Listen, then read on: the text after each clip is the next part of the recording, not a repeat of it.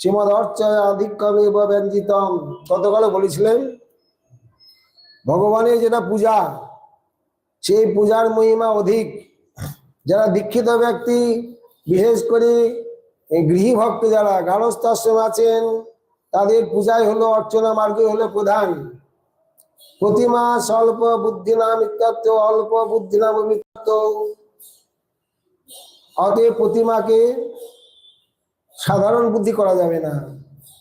আপনি যে প্রতিমার পূজা করছেন সেই প্রতিমাই আপনার সাক্ষাৎ ইষ্টদেব। যদি কথা বলে সেই ভগবানই আপনার কথা বলবে। যদি আপনার কিছু গ্রহণ করেন, যাকে পূজা করছেন সেই গ্রহণ করবেন। যদি সেখানে ভগবত বুদ্ধি না আসে তা আপনার সেই পূজা ব্যর্থ এবং আপনার অপরাধ হবে। আপনি যেখানে পূজা করছেন সেখানেই ভগবান আছেন, নিষ্ঠা রাখতে হবে, বিশ্বাস করতে হবে। ওই মন্দিরে মন্দিরে ছুটলেই হবে না। আপনার ঘরের ঠাকুর পড়ে থাকলো আর মন্দিরে মঙ্গলা দর্শন করার জন্য ছুটলেন, আর নিজের ঠাকুর পড়ে থাকলো সিংহাসনের মধ্যে। ওটা 10টা মন্দিরে দর্শন করেছি, তারপর ঘরে ঢুকলেন। হ্যাঁ, বিগ্রহ দর্শন করা শাস্ত্রে বিধান আছে, মূর্তি দর্শন করা একটি ভক্তির অঙ্গ, কিন্তু ওটা গৌণ অঙ্গ। আগে নিজের ঠাকুরের সেবা করুন, তারপর সময় থাকলে মন্দিরে দর্শন করতে যান। আর নিজের ঠাকুর পড়ে থাকলো, যেমন নবদ্বীপে এই মহাপ্রভু মন্দির, মহাপ্রভু আছে ওখানে, মহাপ্রভু মন্দিরে চলো, আর তোমার ঘরে মহাপ্রভু নাই। তুমি যার পূজা করো মহাপ্রভু নয়, মহাপ্রভু অনেক। সেখানে মহাপ্রভু, আপনি একটা মহাপ্রভু নন, এটাই বুঝায়।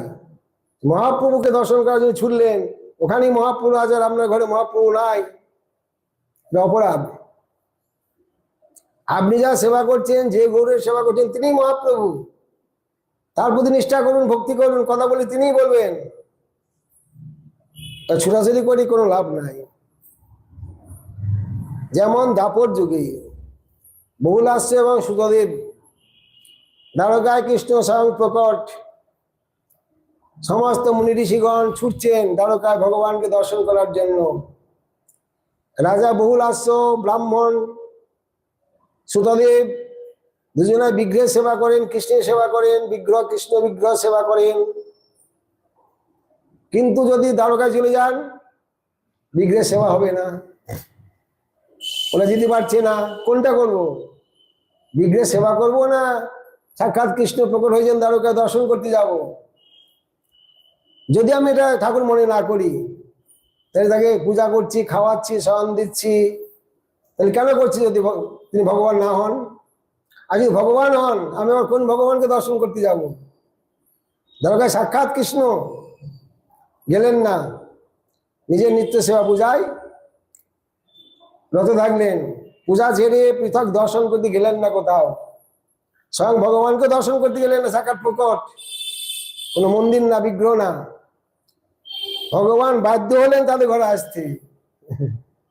সপরিকরে ওই বহুলাস্য এবং সুতদেব একই সঙ্গে দুজনের ঘরে গিয়ে তাদের সেবা গ্রহণ করলেন ভগবান কৃষ্ণ।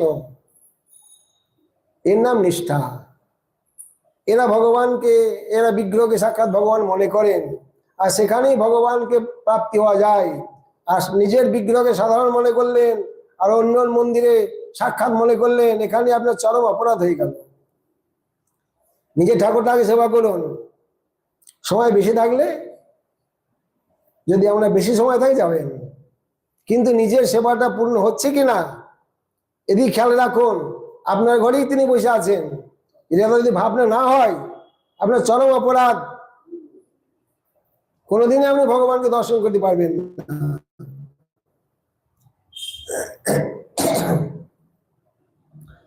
ভক্ত সেবা তত উৎকর্ষম। ভক্তি মার্গে যারা ভগবানের ভজন করেন, কর্ম জ্ঞান মার্গের থেকে সেটা উৎকর্ষ অনেক বেশি। নন ব্রজতি যো মহাদি ইত্যাদি তথাপি পাত্রম ইত্যাদি নাম অর্থপি ক্রমেণ দর্শতে পাত্রস্তত্ত্ব নিরুক্তম কবি পাত্র বিত্তময়ী হরির বৈ কৌরবী সজন্ময়ং সেই চরাচরম। যারা সর্বত্র ভগবানকে দর্শন করেন নিজের বিগ্রহে ভগবানকে দর্শন করেন তারা উত্তম পাত্র।